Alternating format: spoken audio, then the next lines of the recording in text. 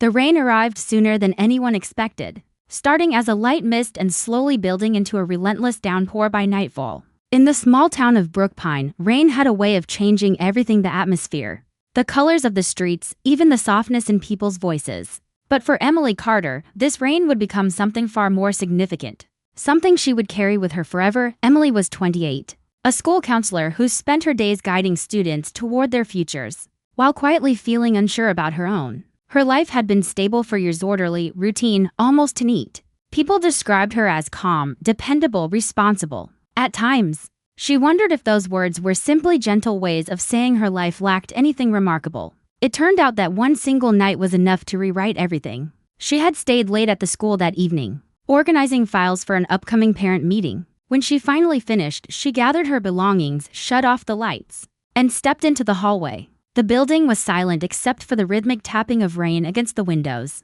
Pulling her coat closer, she headed toward the parking lot. Her old blue sedan waited beneath a flickering streetlight. As she reached into her bag for her keys, her stomach sank. They weren't there. With a quiet sigh, she turned back toward the school. She had only taken a few steps when something caught her attention: a soft glow. Spilling from the direction of the gymnasium, a light was on. That wasn't right. The school should have been empty at this hour. Her instinct told her to ignore it, grab her keys, and leave. But curiosity pulled at her. She followed the side path toward the gym, rain soaking her coat as puddles formed around her shoes. The closer she got, the brighter the glow became. She pushed the side door open gently. Inside, a young man sat alone on the bleachers, completely drenched.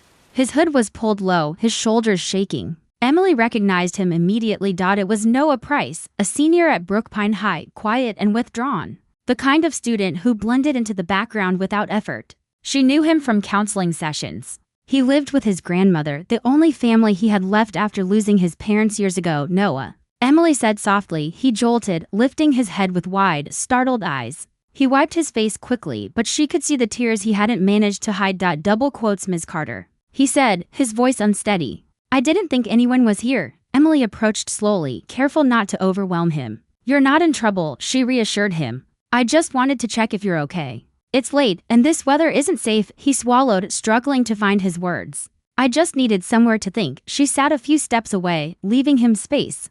Did something happen? For a long moment, he said nothing. Thunder rolled outside, echoing through the empty gym. Finally, his voice dropped to a whisper: my grandmother. She collapsed tonight. They took her to the hospital. Emily felt her breath catch. Oh no, is she going to be okay? I don't know, he said, his voice breaking. They said they'd call when they knew more. They wouldn't let me stay. I didn't know where else to go. Her chest tightened. She knew how much his grandmother meant to him, how she had been his anchor, his entire world. You shouldn't be alone right now, Emily said gently. Come with me. I'll take you to the hospital. He shook his head. No, she wouldn't want me to see her like that. And I'm scared. I don't know if I'm ready to hear bad news. Emily understood that fear all too well, the dread of answers you're not prepared to face sometimes. She said softly, showing up is the hardest thing. But it's also the bravest. Noah stared down at the floor. Emily waited, steady and patient. After a few minutes, he nodded. Okay, they retrieved her keys and hurried to the car. Rain pounded against the windshield as they drove, silence filling the space between them. Emily didn't force conversation. She knew that sometimes silence was its own kind of comfort. When they reached Brookpine Medical Center, bright emergency lights cut through the storm. Noah froze, fear locking him in place. Emily rested a reassuring hand on his shoulder. You're not alone, she said. He nodded and stepped out of the car. Inside, the sharp scent of antiseptic filled the air. A nurse led them to the waiting area where time seemed to stretch endlessly. Minutes blurred into nearly an hour. Emily bought him warm tea from a vending machine. He took it with trembling hands. Thank you for coming, he murmured. I'm glad you reached out. She replied. Noah shook his head. I didn't call anyone, Emily blinked. But I heard someone crying. He hesitated. I thought I was being quiet. His voice faded and Emily leaned back, thoughtful. She remembered the sobs she'd heard echoing through the gym. Maybe it was the acoustics. Or maybe it didn't matter. Eventually, a doctor approached.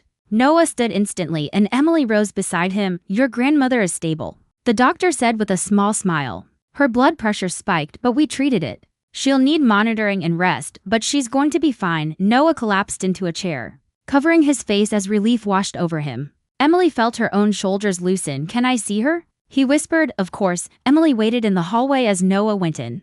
Outside, the rain continued, softer now, as though the storm itself had calmed. Nearly an hour later, Noah returned. His eyes were red, but he was smiling. "She wants to meet you," he said shyly. "She says anyone who stays with someone through a night like this deserves thanks." Warmth spread through Emily's chest as she followed him inside.